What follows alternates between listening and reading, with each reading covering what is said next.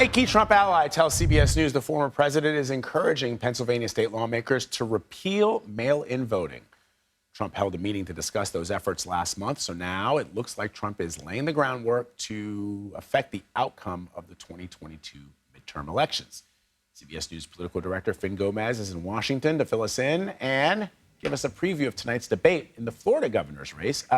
Finn, good to see you, my friend. So, hey, why would the former president look to Pennsylvania as the place to start this? Yeah, Vlad, as you mentioned, CBS News' Robert Costa has confirmed that behind the scenes, Trump is encouraging state lawmakers in Pennsylvania to repeal Act 77. It's a law that allows all voters in the state to cast ballots by mail. And in efforts reveals that he's working behind the scenes to impact the the midterm elections that are coming up in just over 2 weeks. On September 6th, there was a meeting in Trump Tower with Trump and key allies about how to urge Pennsylvania Republicans to overturn this law. According to a longtime Trump ally who participated in the meeting, who told CBS News about this. And this is the law, Vlad, if you remember, that enables no excuse mail-in voting and was upheld by the Supreme Court earlier this year. This was first reported by Rolling Stone and Semaphore. But the main reason here, Vlad, is that Trump lost Pennsylvania to President Biden by just over 81,000 votes. And he's attacked and has scourged mail-in voting in 2020 as well, in that 2020 cycle. And also, Democrats by large, favor mail-in voting in Pennsylvania. If you look at the 2020 numbers, over 2.6 million voted by mail in that year, and 1.7 million of those were Democrats, and about 600,000 were Republicans.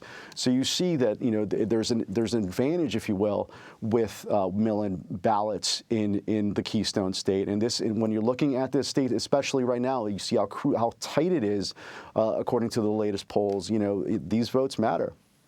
So let's focus on Florida's governor debate tonight. Governor Ron DeSantis faces off against Democrat Charlie Crist. Yeah. DeSantis is riding a wave of a huge cash advantage and a ton of enthusiasm for his political career. What do we expect to hear during tonight's debate from him?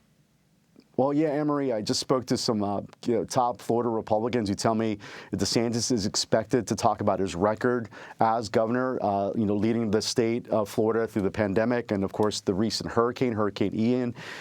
He's going to focus on leadership on those two events and over the last 4 years and the business-friendly policies, the economic opportunities, and really try to draw himself between Crist and who's his Democratic challenger, in Florida, and try to tie Crist to Joe Biden, who continues to be unpopular. The president continues to be unpopular in latest polls in the Sunshine State. So that's what we're expecting from the DeSantis side. He's always going to tout some of his sort of cultural war issues, if you will, like when he focuses on some of his hardline positions on immigration and on other issues, including as you know, there was the recent controversial, as some of his critics call the Don't Say Gay bill, and also the election task force that he implemented to target unfairly, his critics say, people who have voted in recent elections, especially 2020. Fraudulently, according to DeSantis, but that's been a controversial topic. But all these topics are expected to come up tonight. This is the one and only debate between these two gubernatorial candidates in one of the biggest states in the country. So, as you know, Finn, Crist started in this race with a sort of a nice guy approach, but recently he's unloaded some punches on DeSantis in an effort to turn the race around. What does the polling show? Well, the polling shows, Vlad, that DeSantis is leading Crist by double digits, in most recent polls, but Crist's focus has been squarely on DeSantis. But DeSantis has largely ignored him on the trail because there's a lot of talk within the Republican Party on DeSantis eyeing 2024. That everything that he's really been focused on in this lead up to the election on November 8th is really about laying out his plans for a potential White House bid. But Chris, I've been told, is going to be focusing on some of the issues that are big issues for the Democratic base in Florida, including abortion rights, and he's also expected to criticize the election security task force that we mentioned earlier, and to really play that up. So it's going to be, again, really Chris's real only chance to target DeSantis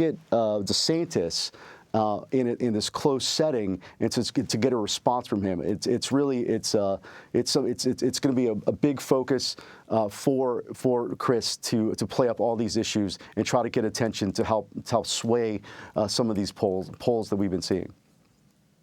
So what else will you be listening for during the debate tonight? Well, Emery, it's really interesting. There was a new poll that just came out from Mason-Dixon polling. It's a Telemundo poll that shows DeSantis is leading among Latino voters in Florida. It's about 51-44. This is even after DeSantis' controversial move to send undocumented immigrants to Martha's Vineyard. Florida political experts tell me that this can be a real issue, both long-term and in the short term, this appeal to Latinos, an issue for Democrats, if you will, because, historically, Florida has been a presidential battleground state, even though it's trended in the last couple cycles to Republicans. I think what we expect tonight will be that both candidates will be trying to sort of showcase their platform and try to appeal to the Latino Hispanic voters. In these pitches tonight during the debate, they make up a sizable population in Florida, upwards of 20%, and are a crucial voting bloc that have gone, flipped from both sides over the past few cycles. So it's something that will be addressed tonight. All right, Finn, thank you very much. Thanks, guys. Appreciate it.